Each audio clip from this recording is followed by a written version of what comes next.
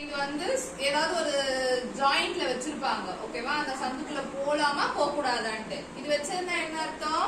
போலாம். கோ. இப்போ இது வச்சிருந்தாங்கன்னா இங்க என்ன போட்டுருக்கு? போக கூடாது. க்ளோஸ். க்ளோஸ்னு வச்சிருக்காங்க. க்ளோஸ்னு வச்சா என்ன பண்ணனும்?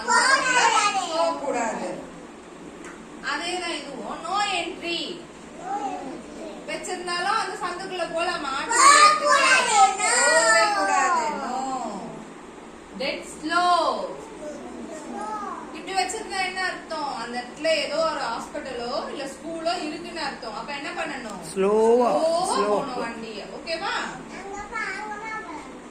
வேகமா போக கூடாது சொல்லணும். இது போட்டிருந்தா என்ன அர்த்தம்?